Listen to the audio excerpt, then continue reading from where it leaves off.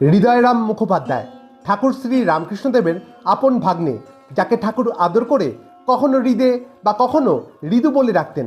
আমরা জানি ঠাকুর যখন দক্ষিণেশ্বরে তীব্র সাধন পর্বের মধ্যে দিয়ে যাচ্ছেন, তখন ঠাকুরের সমস্ত রকম খেয়াল রাখতেন এই হৃদয়রাম, বা বলা যায় ঠাকুরের মূল সাধনার প্রত্যক্ষ সাক্ষী ছিলেন এই হৃদয়রাম বা ঠাকুরের প্রিয় হৃদু।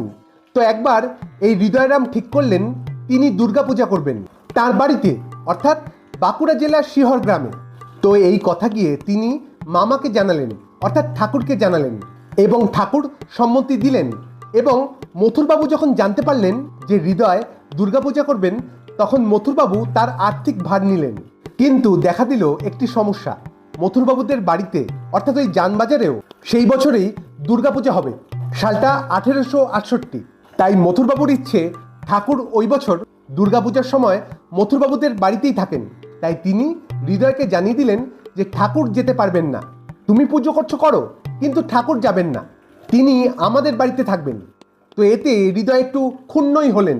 তিনি ঠাকুরকে গিয়ে বললেন যে আচ্ছা তুমি যাবে না, তোমাকে ছাড়া আমি পুজো করব কিভাবে? তখন ঠাকুর হৃদয়কে বোঝালেন যে দুঃখ করিস না, আমি হয়তো স্থূল শরীরে ওখানে যেতে পারবো না, কিন্তু প্রতিদিন সূক্ষ্ম শরীরে ওখানে উপস্থিত হব। আর কেউ আমাকে দেখতে পাবে না, কিন্তু শুধুমাত্র তুই দেখতে পাবি।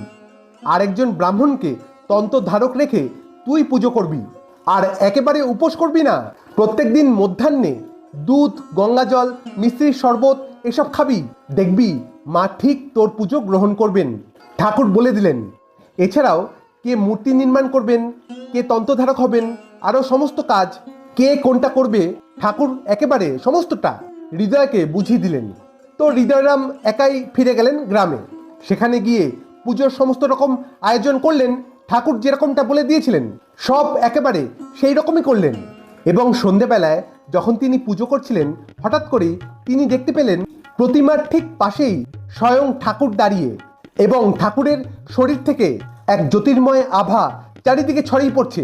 সে এক অপূর্ব রূপ, মুগ্ধ হয়ে দেখছিলেন হৃদয়রাম।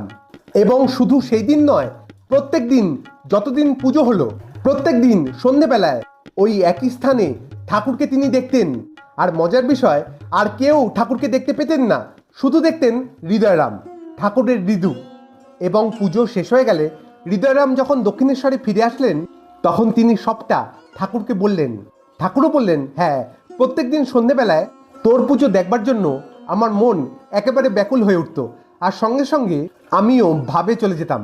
এইভাবে ঠাকুর ওখানে স্থূল শরীরে না গিয়েও প্রত্যেক দিন তাঁর প্রিয় হৃদুকে দর্শন দিতেন। হৃদয়রামের পুজোতে উপস্থিত থেকে তাঁর মনের ইচ্ছে পূরণ করতেন। তিনি যে করুণাময়, ইচ্ছাময়।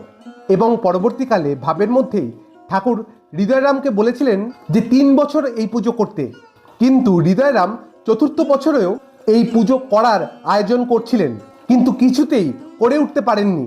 ঠাকুরের কথা মতন 3 বছরই এই পুজো হয়। সবটাই ঠাকুরের কৃপা। আজ এইটুকুই, আবার দেখা হবে অন্য কোনো আলোচনায়। ভালো থাকবেন, সুস্থ থাকবেন। ধন্যবাদ। জয় ঠাকুর।